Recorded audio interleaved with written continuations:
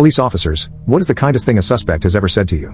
Over the years, there have been several people, including suspects, offenders, witnesses, and victims, who have said kind things to me.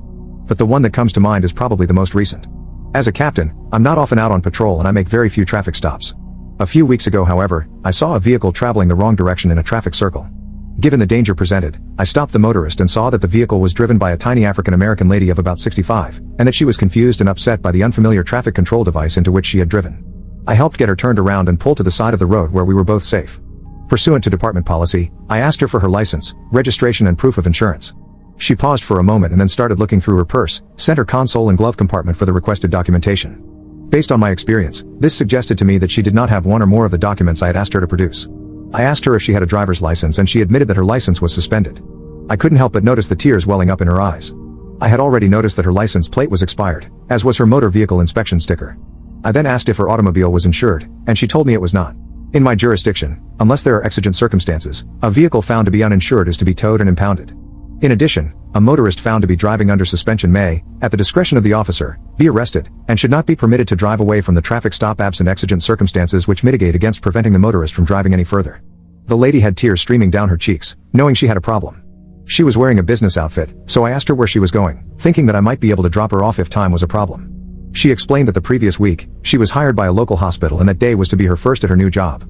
She explained that she had lost her home and job in August of 2016 when our area suffered through the worst flood to affect the area in modern history. Approximately 80% of the homes and businesses in our area flooded during the event. Many had never flooded before, were not in flood zones and consequently, many families and businesses were left with nothing, following the inundation. This lady was one of those. She understood that she was in trouble, and she understood that despite her good intentions, she was breaking the law. But there was no anger or bitterness.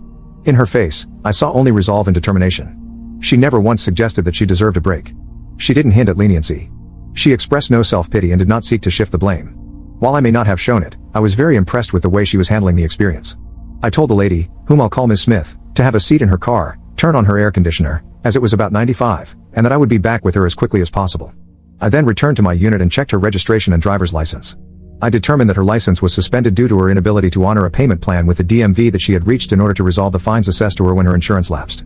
She was uninsured. Her history showed that over the last several years, her insurance lapsed several times. However, she always managed to have her insurance reinstated, but the administrative fees had built up over time. Her registration had expired 2 months earlier. However, with a suspended driver's license, she could not renew her registration or obtain an updated motor vehicle inspection sticker. Clearly, she was in a vicious spiral and putting her in jail or doing anything to cost her the new job would not be helpful. I carefully considered my options, recognizing that my obligation to protect and serve includes keeping people without the mandatory liability insurance off of the road. Her failure to have the required insurance presented a problem for me. Under our law, were she to have an at-fault accident and it was discovered that I had stopped her and failed to take the appropriate action, I could be held responsible. If I towed her car, she would likely lose her new job, which was going to pay her enough to get the required insurance, take care of her suspended driver's license and generally make her life better for the first time in 2 years. As I sat there considering what to do, I suddenly remembered something. I got out of my unit, walked up to the car and looked in the back seat.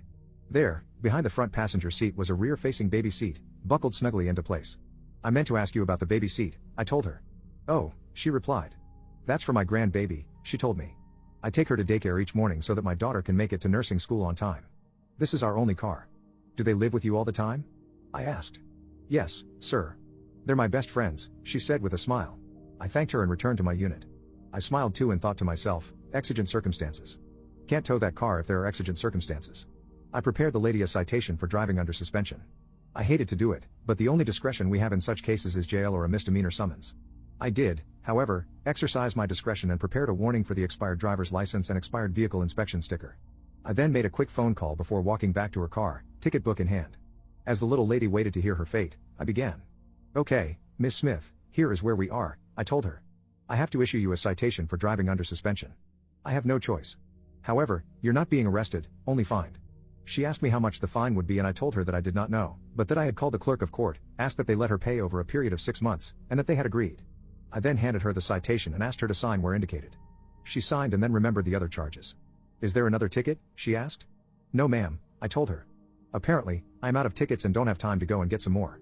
She seemed confused and asked, I know you have to tow my car, Captain. I was just wondering if there is any way that you can let me get to work first. I can park it around back where nobody will see it and you can tow it from there, if it's not too much trouble.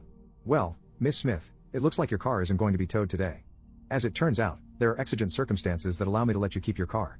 But you have to get insurance within 30 days. She didn't understand, so I explained that since there is an infant in their house, since they had only one car, and since that car was the child's sole means of transportation to daycare, such a situation created exigent circumstances which allowed me to decline to tow the car, provided that I had a reasonable belief that the required insurance would be obtained within 30 days. She assured me that they would get the insurance they needed. I wished her good luck and told her to be safe, and I turned around to walk back to my unit as the tears started rolling down her cheeks again.